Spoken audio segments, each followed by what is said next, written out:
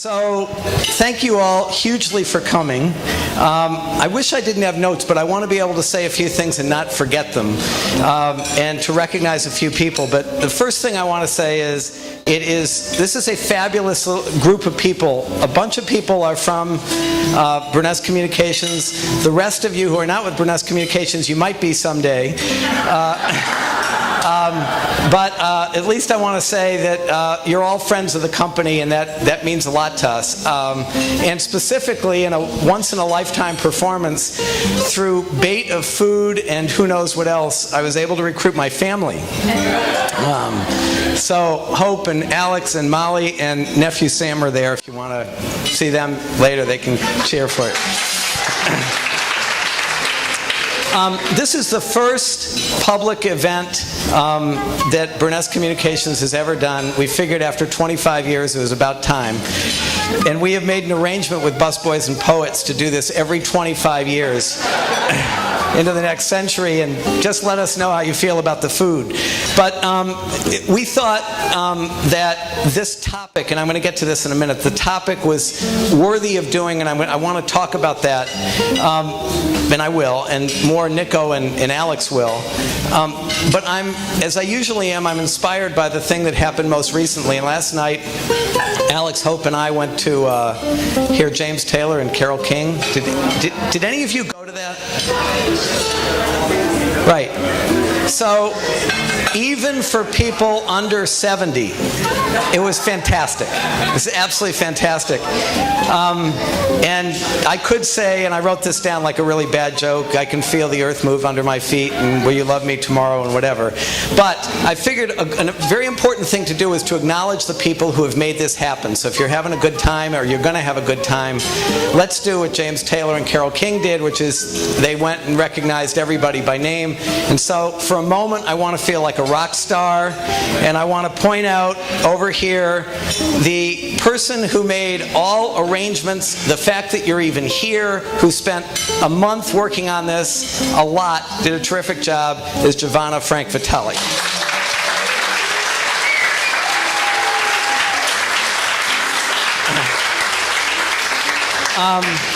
And with her, and I don't know that everybody's here, but is Tyler here? Here's Tyler. Tyler, so some might say on guitar, Tyler Weingart. I'm going to say on research, Tyler Weingart. Thank you, Tyler. On video, Paul Selker, who's... We are taping this thing today. It's not live, and if you say something you really regret, give us a call. We'll take it back. Okay. We also have on photography. We have Kay Campbell, who we brought in from National Geographic to do this. And on sign-in, a very big job, we have Hannah Fishman. I don't know if Hannah's still out there. And the executive producer of this whole project, the whole thing, Janet Furshine.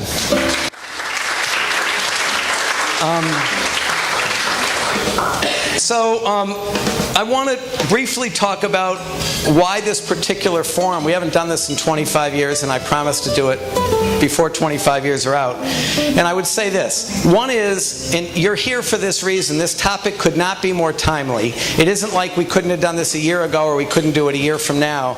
But the topic is obviously timely. And as Alex points out in his book, it speaks not just to the issues of journalism, which are sort of a means to an end. It speaks to the crucial issues about democracy and the heart of our democracy and what we want as a country. And what today's discussion is going to be about is trying to make some sense of all this. And, you know, this is too good an opportunity to not talk about. Why now? For me specifically, and why Burness Communications now, frankly, Alex wrote a great book. It's sort of simple that way. Alex is a great friend of mine. I knew I could call him and get him to come. Nicco's a really good friend of mine. He agreed to come. Turns out I didn't know that they worked together in the same building, next to each other in the same office, but so they're sort of obligated to be nice to each other.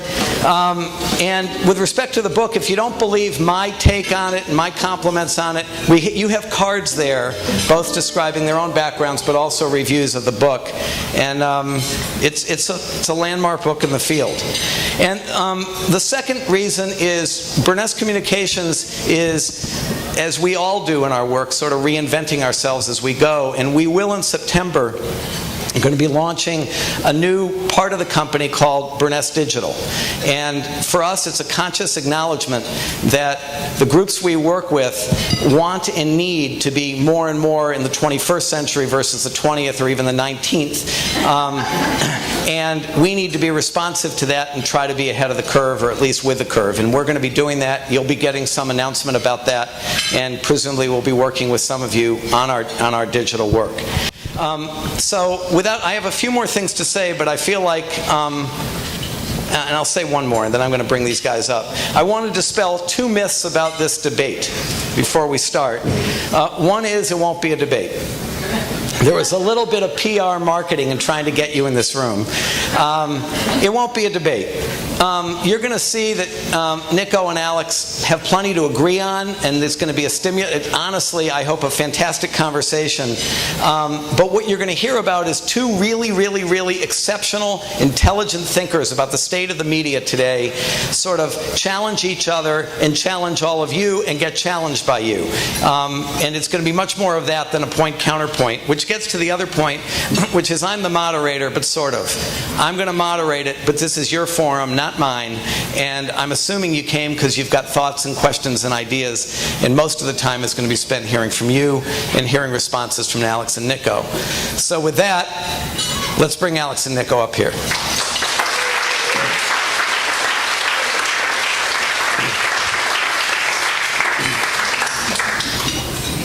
Guys, you can sit if you'd like. No. Alphonse Gaston. So you each have mics, right? You're good? You want to test? Yes. This? Yeah. I guess. How's that? It works. Okay. So introductions of Alex and Nicco, I'm going to be really brief because what's described there tells you sort of the biographical information of what you need to know.